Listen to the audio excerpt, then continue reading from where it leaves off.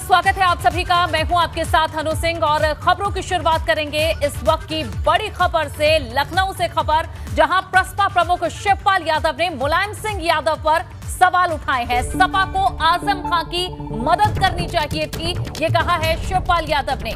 नेताजी को इसकी अगुवाई करनी चाहिए थी। शिवपाल यादव का ये बयान, कहा कि आजम खां के लिए आवाज उठाई जानी चाहिए थी। आजम खां तकलीफ में हैं, सबको उनकी मदद करनी चाहिए। इस वक्त की ये बड़ी खबर, शिवपाल यादव ने एक बार फिर से आजम खां को लेकर मुलायम सिंह यादव और समाजवादी पार्टी पर निशाना साधा है। कहा कि आजम खां की तकलीफ में सभी को उनकी मदद करनी चाहिए थी और खासतौर पर मुलायम सिंह यादव के लिए कहा है कि मुलायम सिंह यादव को इसकी अगुवाई करनी चाहिए थी।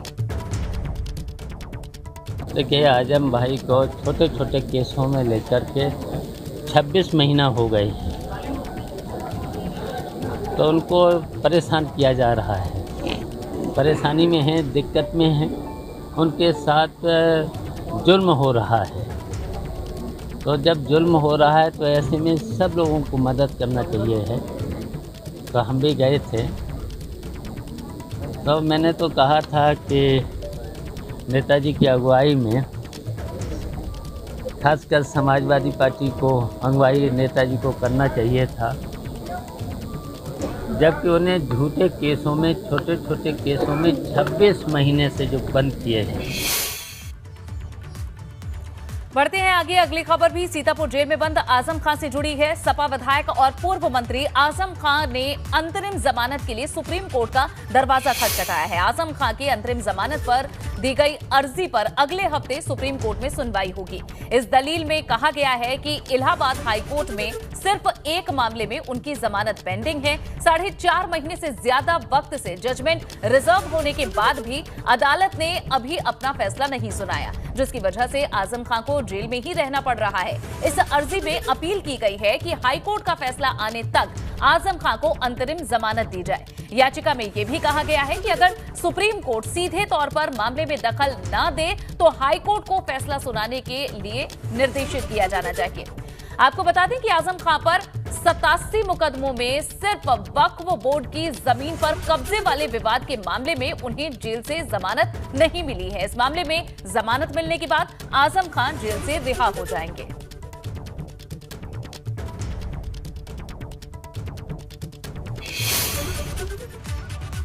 उधर सपा अध्यक्ष अखिलेश यादव की मुश्किलें कम होती नजर नहीं आ रही हैं। पार्टी के मुस्लिम नेताओं की बगावत अखिलेश की टेंशन बढ़ा रही है। शिवपाल आजम खां के बाद सपा विधायक शहजिल इस्लाम भी इस लिस्ट में अब शामिल होते नजर आ रहे हैं, जिसकी तस्दीक इस बात से होती है कि उन पर प्राधिकरण की कार्रवाई के बाद आज सपा का प्रतिनिधि मंडल उनसे मिलने पहुंचा था, लेकिन आजम खां की तरह शहजिल से भी प्रतिनिधि मंडल को निराशा ही मिली। बिना मिले ही उन्हें वापस लौटना पड़ा। दरअसल सपा विधायक शहजिल इस्लाम के पेट्रोल पंप पर बरेली विकास प्राधिकरण ने बुलडोजर चलाया था, जिसकी जांच के लिए सपा प्रतिनिधि मंडल वहां पहुंचा था, लेकिन विधायक शहजिल ने उनसे मुलाकात ही नहीं की। हालांकि नेता प्रतिपक्ष विधान परिषद संजय लाठर ने योगी सरकार पर जमकर निशाना साधा और कहा कि सरकार आतंक और दहशत फैलाने के लिए विपक्ष की आवाज को दबा रही है। उन्होंने आरोप लगाया कि सपा विधायक शहजिल इस्लाम के पेट्रोल पंप को नियमों के विरुद्ध तोड़ा गया। प्रतिनिधिमंडल का ये मानना है कि बरेली में बीडीए की तानाशाही चल रही है, उसमें कोई कानून कायदे नहीं है। 190-95 कॉलोनी, अवैध कॉलोनी बीडीए के अधिकारियों की रिश्वत लेके चलाई जा रही। 80% पेट्रोल पंप की अभी तक कंपाउंडिंग नक्शे पास में दूसरी कार्रवाई नहीं हुई। उधर यूपी के सीएम योगी आदित्यनाथ के आदेश के बाद धार्मिक स्थलों से लाउडस्पीकर हटाए जाने का सिलसिला तेजी से जारी है। मंदिर मस्जिदों से लाउडस्पीकर हटाए जा रहे हैं। कई जगह प्रशासन की अपील का असर दिख रहा है, तो कई जगह खुद से ही लोग अपने धार्मिक स्थलों से लाउडस्पीकर हटा रहे हैं। हम आपको 5 तस्वीरें दिखा रहे हैं। पहली तस्वीर है मुजफ्फरनगर की, जहां शाहपुर इलाके में धर्म गुरुओं ने लाउडस्पीकर उतरवाए हैं। वहीं प्रयागराज में 30 अप्रैल तक अल्टीमेटम का असर भी दिखा है। यहां प्रशासन के एक्शन से पहले ही ज्यादातर धार्मिक स्थलों से लाउडस्पीकर हटा दिए गए। बता दें कि वाराणसी की बात करें तो यहां अर्दली बाजार महावीर मंदिर से लाउडस्पीकर उतरवाकर सफल संदेश देने की कोशिश की गई। अब भक्त बगैर लाउडस्पीकर के ही हनुमान चालीसा का पाठ कर रहे हैं। कुछ ऐसा ही असर गोरखपुर में भी देखने को मिला। यहां गोरखनाथ मंदिर से लाउडस्पीकर के मुख्य भाग को मंदिर की ओर घुमा दिया गया है ताकि आवाज बाहर न जाए। उधर सीतापुर में भी पुलिस प्रशासन की मौजूदगी में धार्मिक स्थलों से लाउडस्पीकर उतरवाए गए हैं। इसके अलावा बाकी शहरों में भी एक्शन जारी है, क्योंकि प्रदेश भर में 30 अप्रैल तक का ही वक्त लाउडस्पीकर को हटाने का दिया गया था।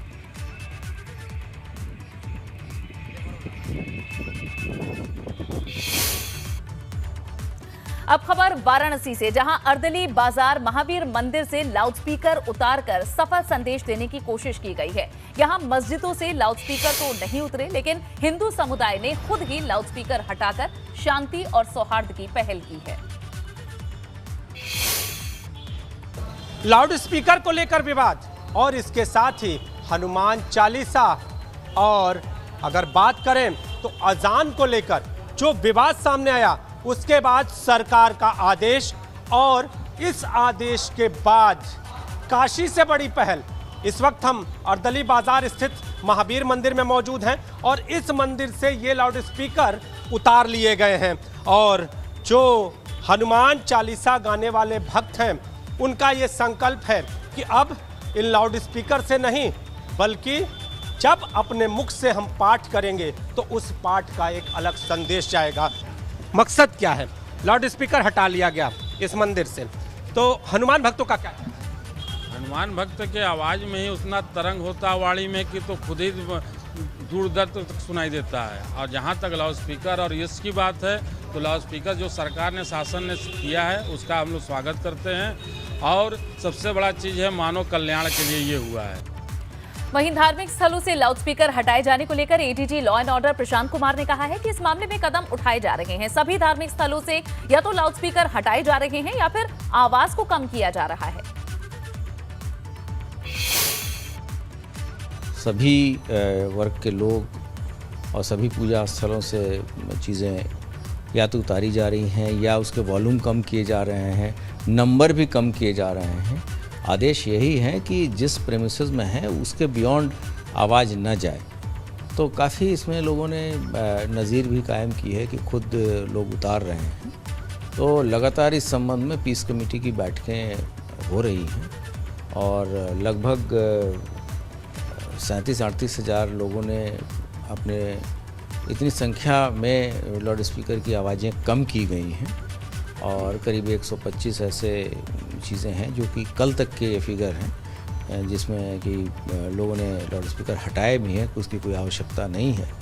और इस संबंध में सभी धर्म गुरुओं से सबके साथ लगातार थाना अध्यक्ष से लेके एसपी स्तर की वार्ता चल रही है कि कोई भी ऐसा चीज़ कदम न उठाया जाए कि जिससे कि आपसी कटुता या वैमनस्यता बढ़े। साथ ही साथ जो लीगल चीज़ें हैं वो और जो कोर्ट के आदेश है उसका अनुपालन भी कराया जाए। इतना ही नहीं, कैबिनेट की बैठक में सीएम योगी ने एक और बड़ा आदेश दिया है। सीएम योगी आदित्यनाथ ने सभी मंत्री और उनके परिवार के सदस्यों की चल अचल संपत्ति को सार्वजनिक करने के आदेश दिए। इतना ही नहीं, सीएम योगी ने सभी अधिकारियों और उनके परिवारों को भी संपत्ति का ब्यौरा देने की बात कही है। इस मामले में देरी या फिर हीला हवाली ना हो, इसके लिए सीएम योगी ने 3 महीने तक का वक्त देते हुए कहा कि इन सभी की संपत्ति सार्वजनिक की जाए। ऑनलाइन पोर्टल पर इनकी संपत्ति देखी जा सकेगी।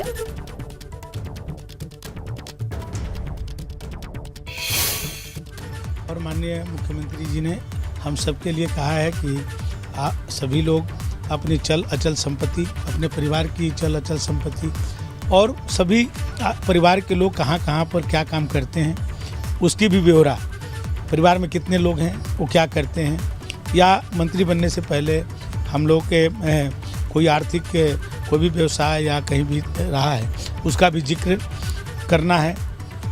और हम लोग के साथ साथ अधिकारियों को भी निर्देशित किए हैं कि जो IAS अधिकारी हों, PCS हों, IPS हों, सबको अपने चल अचल संपत्ति, अपने परिवार की संपत्ति का ब्यौरा देना होगा।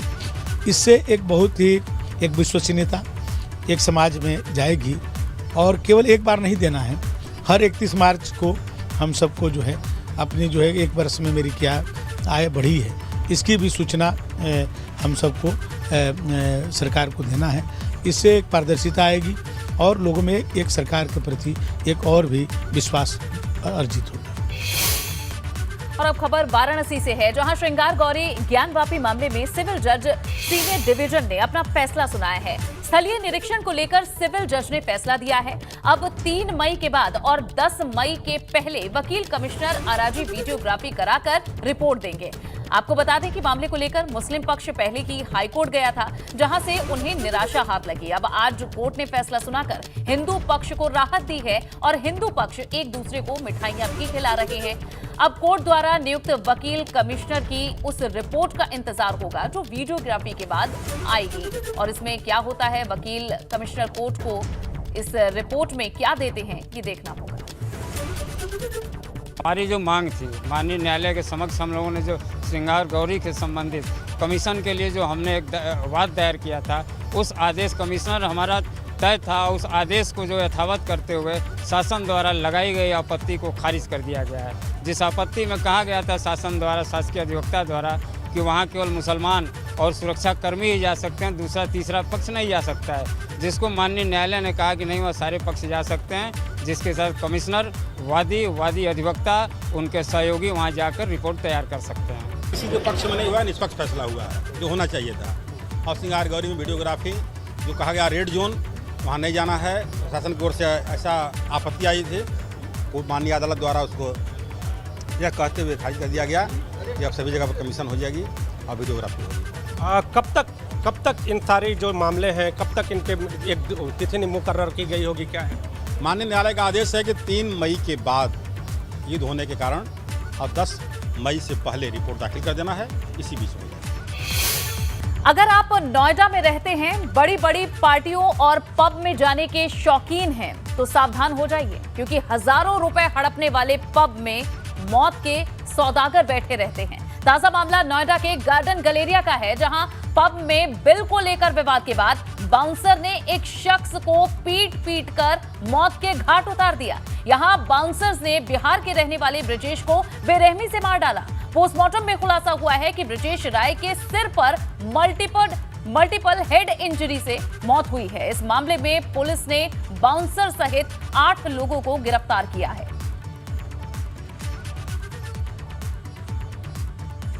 जब बहुत देर हो गई थी तो मैंने उनको कॉल करना शुरू किया, उनका नंबर ऑफ आ रहा था, तो मैंने उनके एक दोस्त को कॉल किया। फिर उन्होंने बोला कि मैं आज ऑफिस में नहीं था, मुझे नहीं पता, लेकिन इस बात को मैंने 1 बजे के करीब में उनसे बात की थी। 2 बजे फिर मुझे फ़ोन आया कि ब्रजेश की तबीयत थोड़ी ख़राब हो गई है और वो हॉस्पिटल में है, आप हॉस्पिटल आ जाइए उनसे मिलने। मुझे जानना है कि मेरे पति की गलती क्या थी, क्यों मारा उनको, उन्होंने ऐसा क्या किया था, और बाकी 6 लोग वहाँ पे क्या कर रहे थे, वो लोग वहाँ दर्शक बन के क्यों बैठे थे। मेरे पति की ऐसी हालत हो गई, वो मर गए वहाँ पे, और फिर भी उन्होंने ये भी नहीं ज़रूरी समझा कि मुझे एक बार फ़ोन करके बता सके। फिलहाल इस मामले में पुलिस छानबीन कर रही है, जांच कर रही है। बढ़ेंगे आगे। मेरठ में लूट और चोरी के मोबाइल विदेशों में खपाकर करोड़ों की संपत्ति का मालिक बना इंटरनेशनल मोबाइल स्नैचर शरद गोस्वामी एक बार फिर से पुलिस के हत्थे चढ़ा है। पुलिस ने शरद सहित उसके 9 अन्य साथियों को गिरफ्तार किया। आरोपियों के कब्जे से लूट के 200 से ज्यादा मोबाइल, भारी मात्रा में हथियार, लाखों का कैश और गाड़ियों सहित भारी मात्रा में विदेशी शराब भी बरामद की गई। पकड़े गए सभी आरोपियों के खिलाफ देश में कई राज्यों के अंदर मुकदमे दर्ज हैं। बदमाशों के 11 अन्य साथी फरार हैं, जिनकी तलाश में अब दबिश दी जा रही है। वाराणसी की कोहिनूर बिल्डिंग पर अवैध निर्माण की खबर जब से एबीपी गंगा ने दिखाई, तब से हड़कंप मचा हुआ है। और वाराणसी विकास प्राधिकरण की वीसी ईशा दोहन ने जब उनसे सवाल पूछा गया, एबीपी गंगा के सवालों से विपक्षी नजर आई।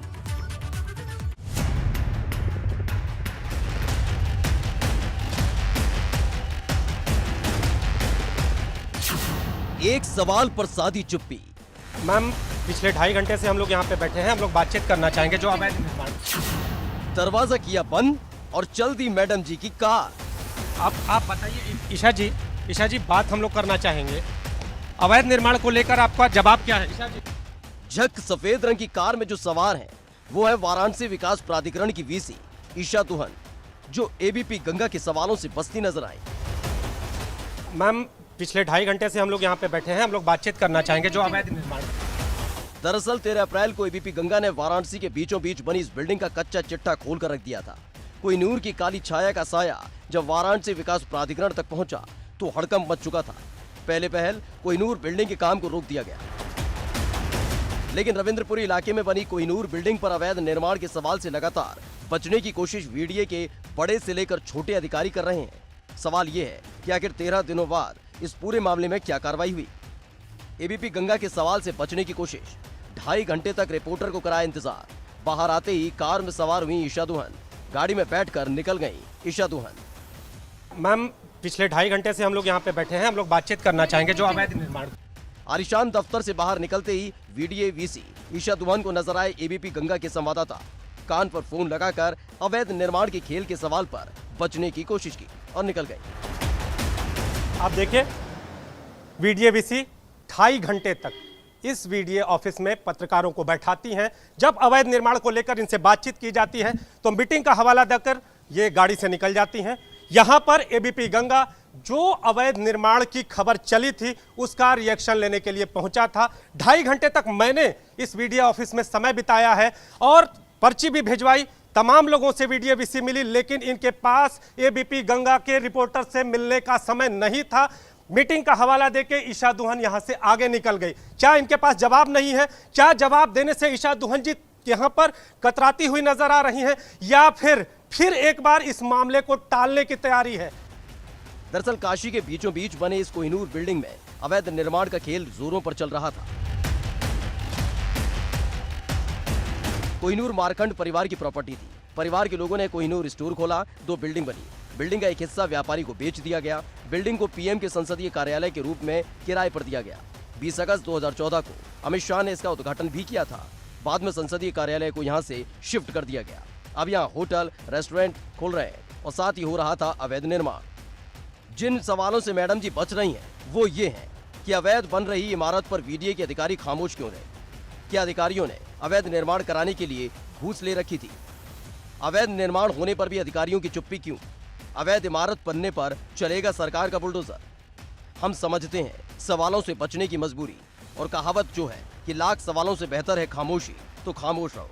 लेकिन आपकी खामोशी बताती है कि जब अवैध निर्माण हो रहा था तब भी वीडीए ऐसे ही खामोश रहा है। एबीपी गंगा के लिए वाराणसी से नीतीश कुमार पांडे की रिपोर्ट।